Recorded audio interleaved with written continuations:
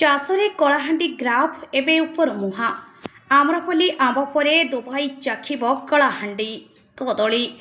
ପ୍ରଥମ ପର୍ଯ୍ୟାୟରେ ଗଲା 12 ଟନ କଦଳୀ।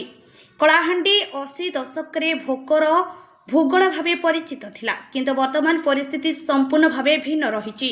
ଚାଷରେ କଳାହାଣ୍ଡିର ଗ୍ରାଫ ଏବେ ଉପର ମୁହାଁ ହୋଇଛି। କେନ୍ଦ୍ର ଓ ରାଜ୍ୟ ସରକାରଙ୍କ ସହଯୋଗରେ ଚାଷୀ ଚମତ୍କାରିତାକୁ ଦେଶ ତଥା ବିଦେଶରେ ମଧ୍ୟ ସାଲ୍ୟୁଟ୍ କରାଯାଉଛି।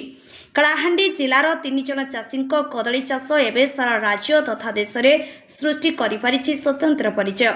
କଳାହାଣ୍ଡିର କଦଳୀ ଏବେ ଦୁଇବାସୀ ଚାଖିବେ।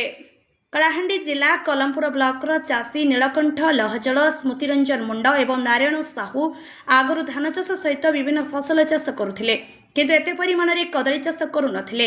ଉଦ୍ୟାନ ବିଭାଗ ଓ କଲମପୁର ବ୍ଲକରେ ଥିବା ତୈଲକେଶ୍ୱର ଫାର୍ମର ପ୍ରଡ୍ୟୁସର କମ୍ପାନୀ ଲିମିଟେଡର ସହାୟତା ଗତ 2024 ମସିହାରେ ଏହି 3 ଜଣ ଚାଷୀଙ୍କୁ କଦଳୀ ଚାଷ କରିବା ପାଇଁ କୁହାଗଲା। 3 ଜଣ ଚାଷୀ ଜୁନାଗଡ଼ ବ୍ଲକ ହାବସପୁର ଅଞ୍ଚଳରେ 12 ଏକର ଜମିରେ ବୈଜ୍ଞାନିକ ପଦ୍ଧତିରେ G9 କିସମର କଦଳୀ ଚାଷ କରିଥିଲେ।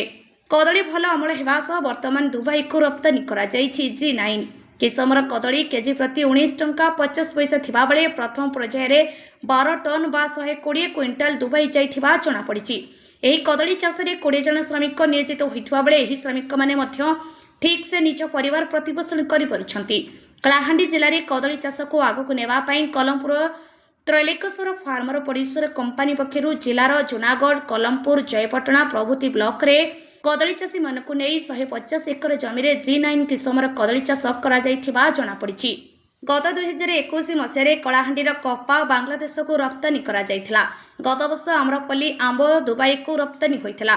ଚଳିତ ବର୍ଷ କଳାହାଣ୍ଡିର କଦଳୀ ଦୁବାଇ ଯାଉଥିବା ବେଳେ ଜିଲ୍ଲାର କଦଳୀ ଚାଷୀଙ୍କ ମଧ୍ୟରେ ଖୁସିର ଲହରୀ ଖେଳିଯାଇଛି।